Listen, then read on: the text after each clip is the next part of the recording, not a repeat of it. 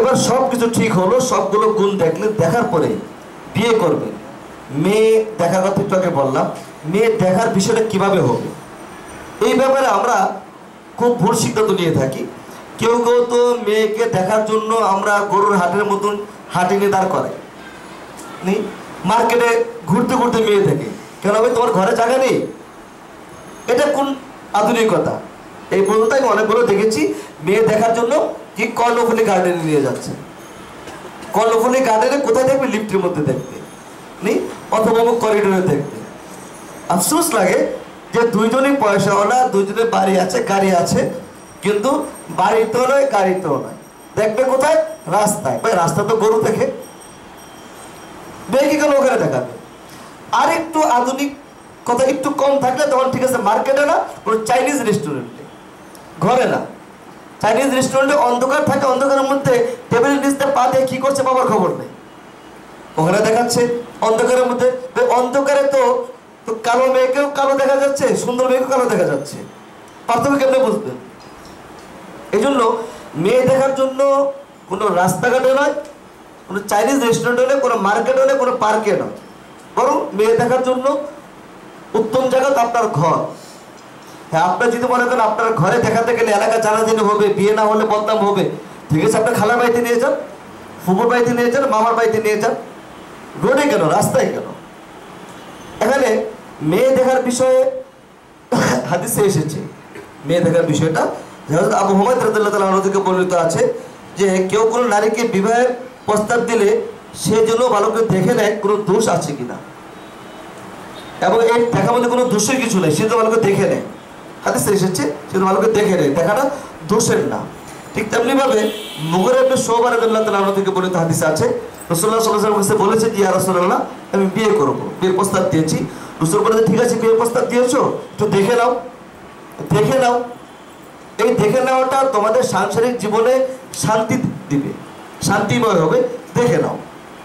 আবার কখনো কোনো ছেলে যদি দেখতে না চায় শুরুতেই, তাহলে মহিলাদের মাধ্যমে দেখানোর কথা, এটাও হাদিসের মধ্যে আসে যে ঠিক আছে, আমার মা, আমার বোন, আমার চাচি, ফুপি, এদের মাধ্যমে আমি দেখানোর ব্যবস্থা করি। সূরা বাইহাকির মধ্যে এই ব্যাপারে হাদিস আছে, রাসূলুল্লাহ সাল্লাল্লাহু আলাইহি ওয়াসাল্লাম বিয়ে করবে তো ঘরের মহিলাদের মাধ্যমে দেখানোর কাজ সেরেছে।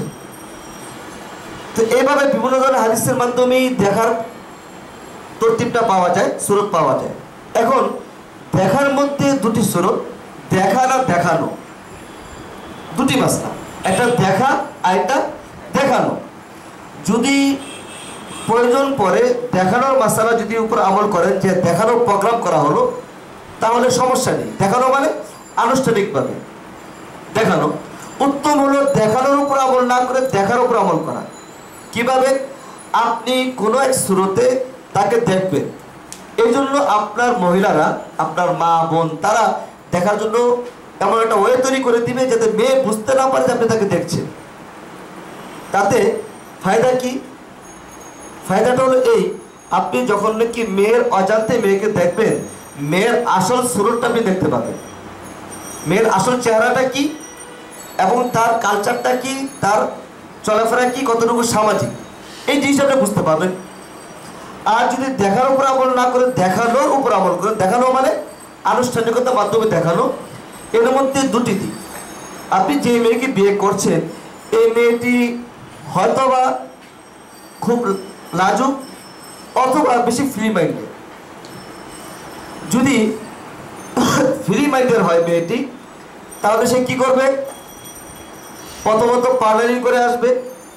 পার্লারিং করে এই যে গালের মধ্যে অনেকগুলো কি আছে, নদী আছে, কূপ আছে, খাল বিল আছে, গালের মধ্যে আসে না, বরফ উঠাইতে উঠাইতে খাল বিল হয়ে যায়, এগুলো সব প্লাস্টার করে পুরো ক্লিন করে আসছে। আর গায়ের রং তো পুরো ধবধবা, যে এই বছর যদি তাকে বিশ্ব সুন্দরী পর্যন্ত ওঠানো হতো, 1 নম্বর হতো। দুঃখের বিষয় হলো বিয়ের পর যখন আপনি প্রথম রাত্রে গেলেন, বাসরাত পার করলেন, সকালে ওযু করে বা গোসল করে আসলো, উল্টে গেছে বউ, আরে রাতে কাকে বিয়ে করলাম, এখন কাকে দেখছি। সাথে সাথে সে এসে একটু মানে তার স্বাভাবিক আচরণ থেকে অবার হয়ে সে আপনার সাথে লোক দেখানোর আচরণ করবে। আসলে সে এত হাসি খুশি না, কিন্তু যেহেতু তাকে দেখার জন্য আপনি গিয়েছেন, সে খুব হাসি খুশি ভাবে আপনার সাথে ফ্রি মাইন্ডে কথা বলবে, আপনাকে হাসাবে এবং তার চাঞ্চল্যতা আপনাকে দেখাবে। এই চাঞ্চল্যতা দেখে আপনি পটে যাবেন। এই জন্য পটে যাবেন যে আপনার চোখে রঙিন গ্লাস। এখন যাকে দেখেন তাকে ভালো লাগে, যাকে দেখেন তাকে ভালো লাগে। একটু মুখ চাপটা করে ভেটকে মারলেও ভালো লাগে, সোজা করে ভেটকে মারলেও ভালো লাগে, যেমন নাচে আপনি ভালো লাগে। আর মেয়েও এটা বুঝে বিদায় সে আপনার সামনে এসে এভাবে আচরণ করছে, তাহলে আপনি তার আসল স্বভাব পেলেন না। পক্ষান্তরে যদি দেখানোর প্রোগ্রাম না করে দেখার প্রোগ্রাম হতো, তাহলে আপনি বুঝতে পারতেন যে না, মেয়েটা এত বেশি চঞ্চল না, স্বাভাবিক, অথবা চঞ্চল যে মাত্রা, সে মাত্রাটা আপনার সামনে আসতো। এবার আসুন, যদি মেয়ে খুব বেশি লাজুক হয়ে থাকে বা দিনই পরিবেশের হয়ে থাকে, তাহলে এই মেয়ে আপনার সামনে আসার পর, যেহেতু তার পর্দার বয়স হওয়ার আগে থেকে কোনো পর পুরুষের সামনে সে যায়নি, কোনো পর পুরুষ তাকে দেখেনি, কাজে এখন আপনার সামনে আসার কারণে লজ্জায় তার চেহারা লাল হয়ে যাবে। চেহারা লাল হয়ে গেলে তার চেহারা আসল কাটিং আপনি বুঝলেন না। সে পার্লারিং হয়তোবা করবে না, আর করলেও চোখের পানিতে পার্লারিং কেটে যাবে, তার চেহারা বিদঘুটে হয়ে যাবে, সে কথা বলবে না। আসলে সে কিন্তু খুব মিশুক। তা আপনার সামনে এসে এমনভাবে কাজবাজ শুরু করেছে, সে মিশুক না কতটুকু সামাজিক আপনি বুঝতে পারলেন না। তাহলে কিন্তু দুইটার কোনোটাই, অর্থাৎ খুব আধুনিক হোক বা খুব ধার্মিক হোক, ফিলিমাইন্ডের হোক বা লাজুক হোক, দুই শ্রেণী যেই হোক না কেন, আপনি তার আসল চরিত্র বুঝতে পারলেন না, আসল চেহারা আপনি বুঝতে পারলেন না। এমনকি এখন তো পার্লারিং করার সময় আবার অনেক ছেলে চালাক আছে, পার্লারিং করার সময় কি করে, অজু করায়। বিয়ে দেখার সময় যদি পার্লারিং করে আসে, অজু করায়। পার্লার চালাক হয়ে গেছে, এমন পার্লারিং করে 6 মাস পর্যন্ত এটা উঠবে না। 6 মাস পরে দেখবেন বউ বলতে হয়ে গেছে। আচ্ছা, অনেকে চালাকি করে যে চেহারা তো সুন্দর দেখা যায়, তা হাতটা দেখি, এখন পার্লারিং এই পর্যন্ত করে, কতটুকু উঠাবে, যে এই জায়গাটা দেখা যায়, এদিকে পার্লারিং করে। আচ্ছা, পাটা দেখবেন হাঁটু পর্যন্ত পার্লারিং করে, আর কতটুকু যাবেন আপনি? হচ্ছে এটা বাস্তব কথা বলছি আমি, আল্লাহ। তাহলে দেখানোর প্রোগ্রাম না করে দেখার প্রোগ্রাম করলে এটা বেশি সুন্দর। এই জন্য প্রথমে আপনি আপনার ঘরের মহিলাদের মাধ্যমে, মা বোনদের মাধ্যমে আগে নিশ্চিত হন। নিশ্চিত হয়ে তারা পছন্দ করেছে, তাদের কাছ থেকে মুখের বর্ণনা শোনেন। শোনার পর এরপরে আপনি দেখার নিয়ত করেন। আর যদি মনে করেন না দেখানোর প্রোগ্রাম করবো, আনুষ্ঠানিকভাবে দেখবেন, তাও করেন। মা বোন থেকে আগে একটু নিশ্চিত হয়ে নেন। যখন এই কথা মোটামুটি ফাইনাল, ওই পর্যায়ে যে দেখার প্রোগ্রাম করেন, যে যদি পছন্দ হয় তাহলে আজকে বিয়ে হয়ে যাবে বা 3 তারিখ হয়ে যাবে। আর যদি আবার পছন্দ না হয় তাহলে আজকে ফিরে আসবো। এটা নয় যে শুরু থেকে দেখে নিই, পছন্দ হলে বাকি অন্যগুলো দেখবো, এটা নয়। অন্যগুলো আগেই দেখে নেন, তারপরে মেয়ে দেখার পালাটা পরে করে। যদি পছন্দ না হয় তাহলে এটাকেও আপনার কাছে আমানত রাখতে হবে। আপনার পছন্দ হলে অন্য কোনো পছন্দ হতে পারে। আপনি কেন এটাকে ঘটা করে সবাইকে জানাবেন যাতে অন্য কোনো ঘরও না আসে। আর যদি দেখতে চান, দেখতে গেলে শুধু তার চেহারা, হাত, এই কবজি পর্যন্ত আর পায়ের পাতা পর্যন্ত দেখবেন, এর বেশি না।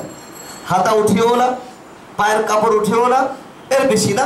এতটুকু পর্যন্ত দেখা যাবে, হাতে ছোঁয়া যাবে না। একটু দেখি নরম কিনা, সফট কিনা, পরে দেখেন, এটা আজকে না। কাজে এগুলো না দেখে বাস এই পর্যন্ত দেখা।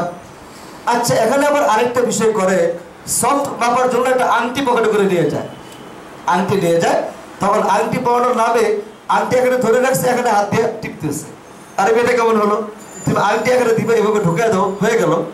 কিন্তু এক হাতে এটা ধরতেছে, আর এক হাতে আংটি ঢুকে না, ঢুকে না, ঢুকে না, নেই, জোর করে ঢুকাচ্ছে। এগুলো জায়েজ নেই। যদি আপনার একান্ত কোনো হাতিয়া উপটোকন দিতে মনে চায়, আপনার মা বোনদের হাতে দিয়ে দেন, তারা তার হাতে দিয়ে দেন। অথবা আপনি মেয়ের পুরুষ আত্মীয়ের হাতে দিয়ে আসেন, সে পরিয়ে দেন। যদি দিতে মনে চায়, আপনার হাতে পরিয়ে দিবেন না। তো এটা হলো দেখার বিষয়টা। तमन्ना मुद्दतों से है जमाले मुस्तफा देखो।